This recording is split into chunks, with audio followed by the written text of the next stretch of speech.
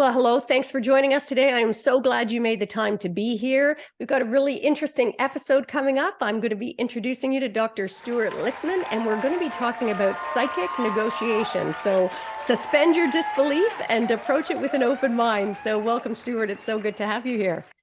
Great being here, Cindy. Thank you. Yeah, and for those who don't know, Dr. Stuart Lichtman is an executive, an entrepreneur. He's an inventor, a researcher, a consultant, a trainer, and a coach. He wears loads of hats.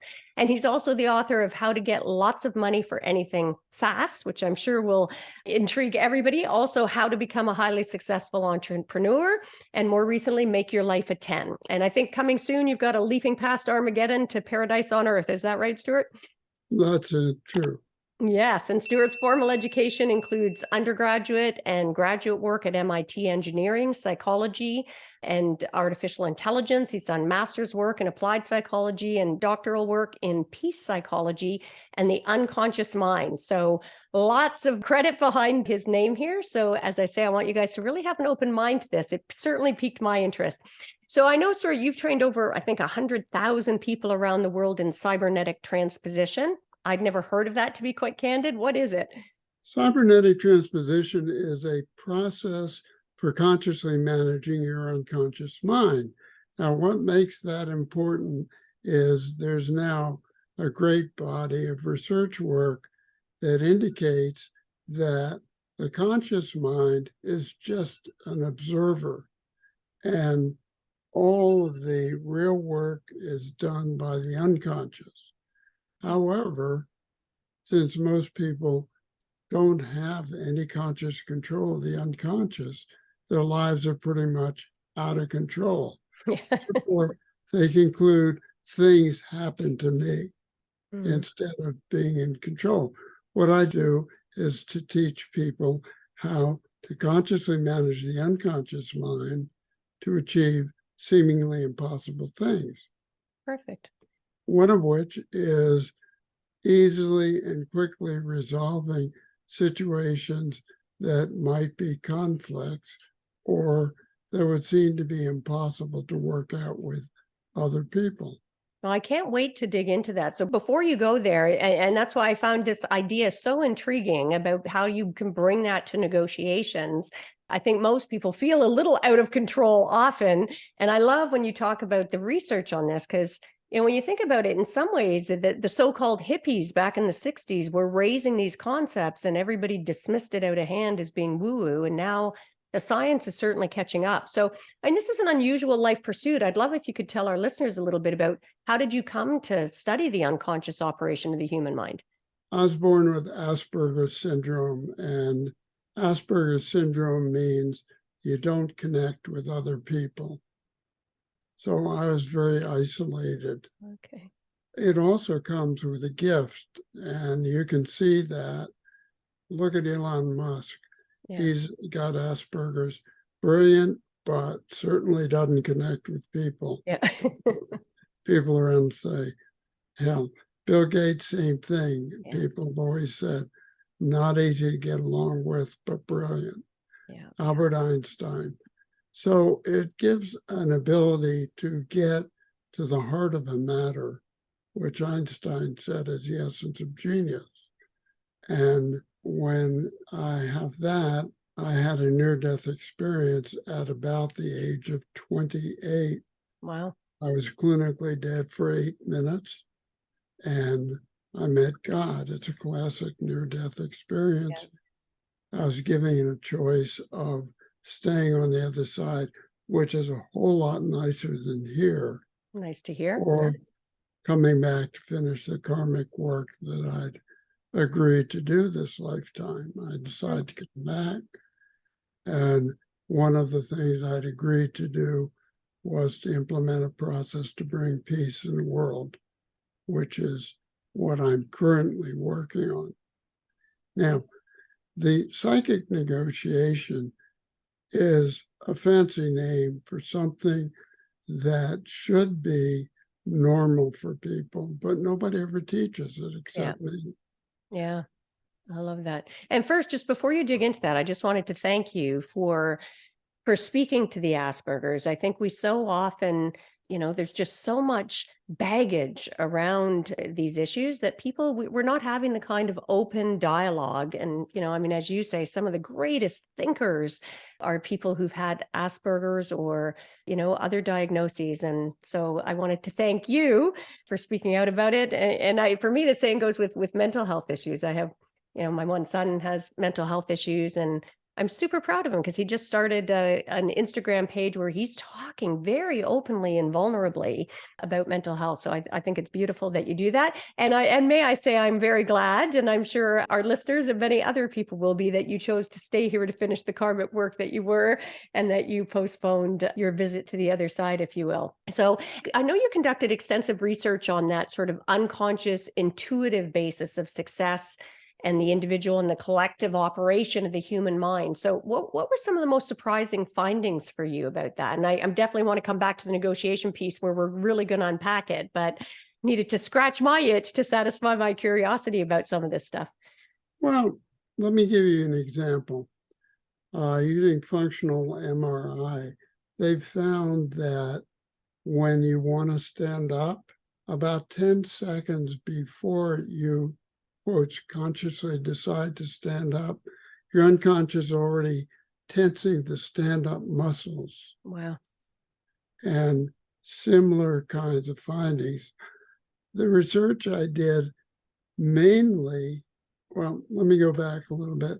When I was at MIT, I was one of the first people doing artificial intelligence. Wow. I found I was kind of quirky, and I nearly got thrown out of MIT because I had a lousy advisor who said, you don't have to take chemistry the first year, you can put it off to the second. Here's a drop slip. 2 weeks before finals, I got a message to go see the dean of students, who said, if you don't get at least a C in your final in chemistry, you're out. That's I horrible. said, but, drop, and so forth. He said, he didn't have the authority to do that. Yeah, that's terrible. So I found another advisor. Yeah, I would hope so.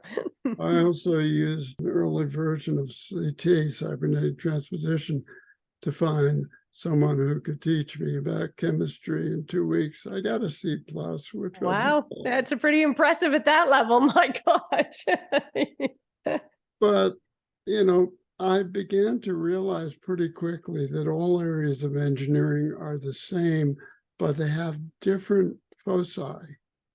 And so I said to my advisor, Dwight, I want to take courses anywhere in any discipline at MIT. He said, strictly forbid.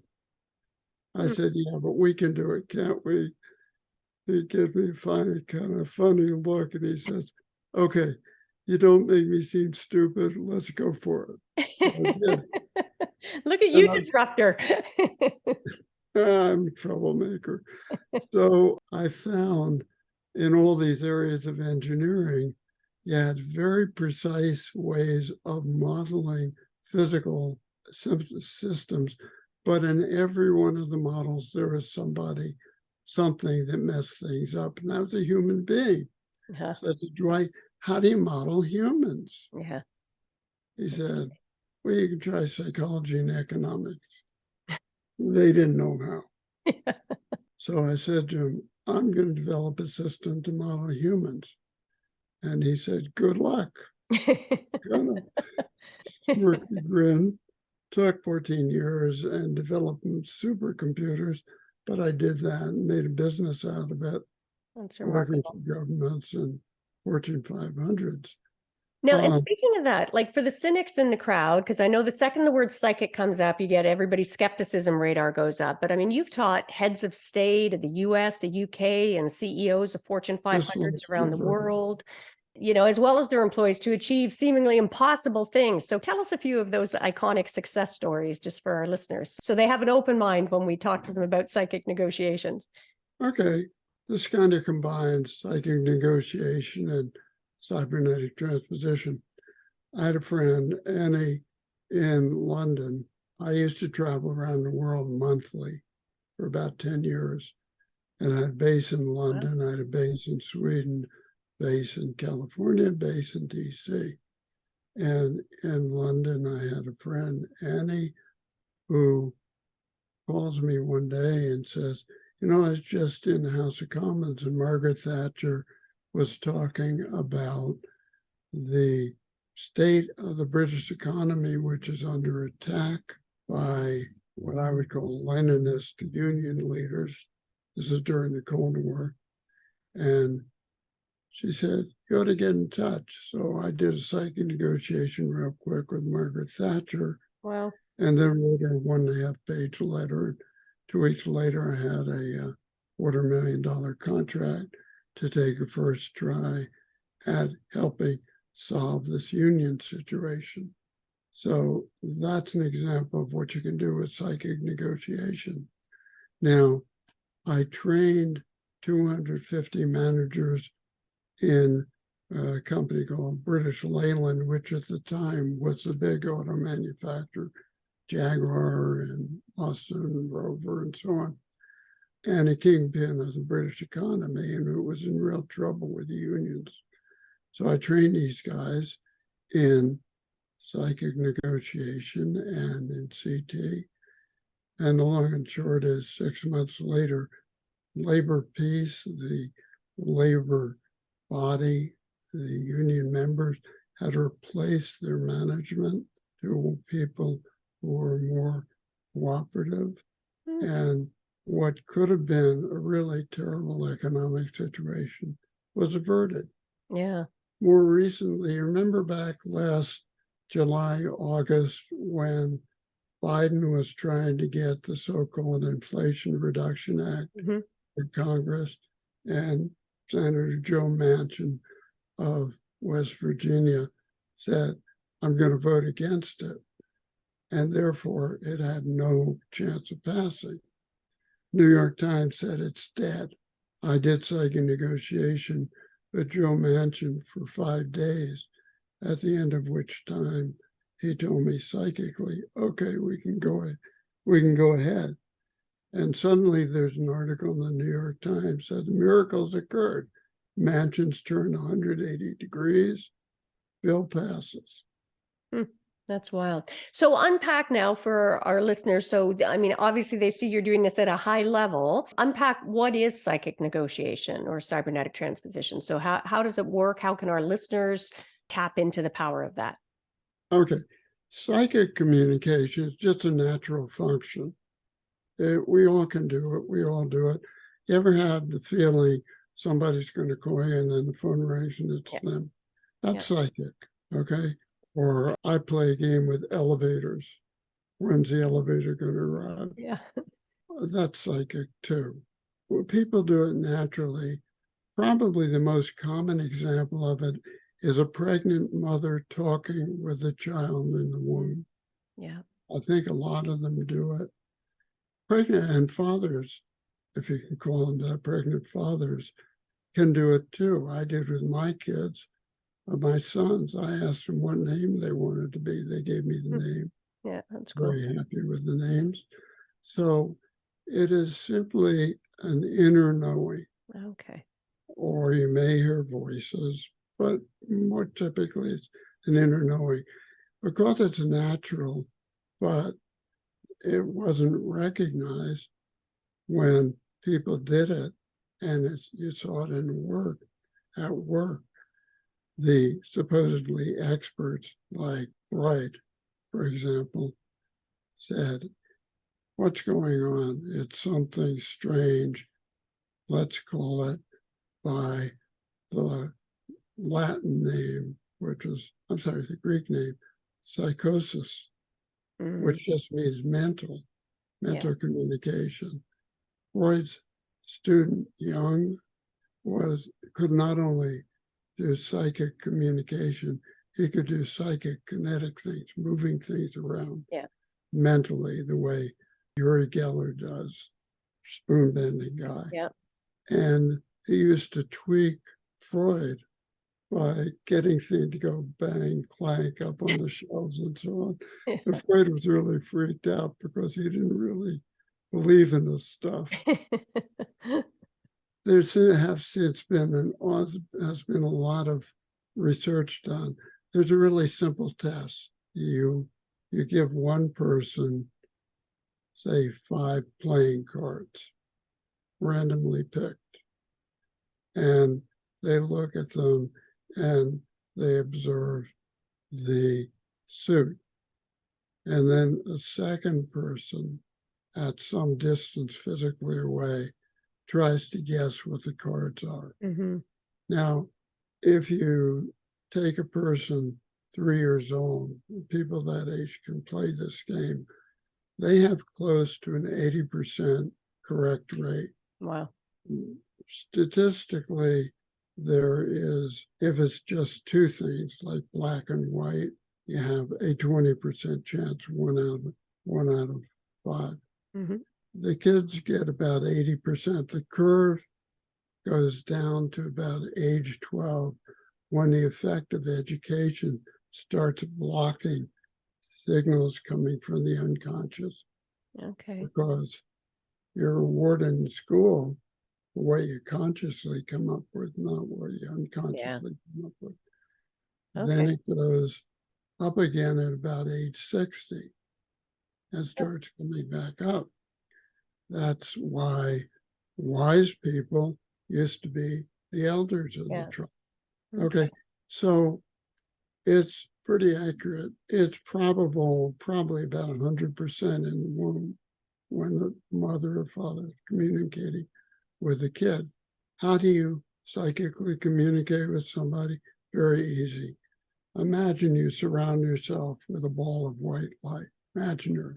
You can see it, you can hear it, you can feel it. Doesn't matter, whatever the way you see the world. And then you imagine the other person outside and you say, would you like to come in and talk with me? And almost always they say yes. So you focus on your heart chakra, the center of your chest, and you say, please bring in XYZ in ways that are for the highest good of them, me, and all concerned. And they come in. Okay. And then let's say that you want a raise from your boss, but you're afraid that he or she is going to do what they did last time, which is make it on. And you say, you know, I have an image in my mind of a perfect 10 where I come in to you and say, look, I've been doing all this extra work. You've told me repeatedly I'm doing a good job. I'd like a 20% raise. I have my kids are going to college. I got more expenses and I'd like it to be nice and easy. That would be a 10 for me. And you imagine wrapping that up in a ball of white light. You put it into the other person's heart chakra, imaginary. Mm-hmm. And you said to them, rate that 1 to 10 for you. And they do that. And you intuitively get, when they take their 10 and give it back to you, you intuitively know the changes they've made because you're picking them up psychically. And if that's a 10 with you, you have a shared vision. 10 for them, 10 for you. If it's less than a 10 for you, you modify it. So it's a 10 for you, moving as far as you can in the direction of your boss. And then when you get Just to clarify, Stuart, so this is not like the conversation that you're having with them. This is a process. all imaginary. You're All doing. imaginary. Sorry? All imaginary. Okay, so this is all internal, trusting your intuition, tapping into this, getting really intentional about bringing that other person in and sending back communications to them. Do I have that right? Almost. It's easier than that. Okay. It's like I'm sitting with you and I imagine putting into your heart chakra a perfect 10. And you then come up with a rating and you say to me, well, that's an 8. And I say, well, make it a 10 for you, independent of me. Yeah. But come on in my direction to the extent you can, still being a 10 for you. Yeah. And tell me when it's 10. And you say to me, well, it's a 10. So you hand it back to me, put it in my heart chakra. And I say, That's a 9. I'm going to tune up to a 10 for me again, moving in your direction. And what's a 10? I go back to you. Almost always after 2 or 3 back and forth, it's a 10 for both of you. Okay. Because at the unconscious level, which is what you're working with, Yep. harmony is natural, as Okay. opposed to the outer world where conflict is natural. Yeah. Yeah. Okay. And so is that what, and I'm glad you mentioned that, because I mean, for me, that was one of the reasons I started the art of feminine negotiation. I think we're so conditioned to see negotiations and success based on a very competitive model. So this sounds like a much more, even taking it a step further, not only a collaborative approach, but it's like this inner knowing kind of approach that you bring to the table in advance of actually even having the physical discussion with the person. Is that? Yeah. So there's one more step Okay. in the psychic negotiation. When you got a shared vision, you both have a 10. Each of you take a copy of that imaginary, put into your heart chakra and say, this is the way I'd like things to be. Please make that happen in ways that are for the highest good of me, you, and all concerned. Yeah. And then when you see the person in the outer realm, you say to them, in the real world, you say to them, hey, boss, I've been doing a lot of work and I've got an awful lot of expenses for my kids in college. Can I get a 20% raise? And chances are he or she'll say, sure, we really value you and I understand. Put it through right away. Okay. So, Stuart, do you ever talk to the other person about this process that you're doing, or is this something that you do on your own and then you show up knowing you've done the pre-work, if I can call it that? As part of normal interaction, never tell them what you're doing. Okay. It's a win-win situation, but some people, because of the negative learning, might say, well, you're manipulating me, even though it's absolutely non-manipulative. Yeah. And basically, then when people come into my trainings and I explain it, then they know what's going on. When I train them, as I do my trainers, to work psychically so that in coaching, you really know what's going on with the other person. Yeah. They know all about what's going on. But why create situations that could cause blockers, self-defeating unconscious habit patterns to come up in the other, because you've already got the harmony you want. Mm-hmm. And so this training, I assume, is helping to teach people to tap into that intuition, to be able to tap into that inner knowing. Because you're right, it's interesting, as kids, we do it naturally, we do it intuitively, and then it gets conditioned out of us in life. So I'm glad to hear it's coming back. I'm at the stage now, I think I'm just about to get it back. So that's great news. And I can't believe how quickly our time is going here together, Stuart. So I normally, 2 quick questions. One, I'd love, what do you think are the key sort of skills or hallmarks that make a great negotiator? I assume one of them is obviously tapping into this deep intuition and inner knowing. What else would you have to say? Well, knowing the field of possible cooperation, there are limits that people will not go past. If you know them before you start negotiating, then you're in a much better place. Yeah. Running into people's hard limits is a conflict producing. So that's the most important thing. But being able to come up with a win-win solution through the psychic negotiation before you start negotiating on the physical, you can start out with a high probability area of agreement that makes the negotiation a snap. Yeah.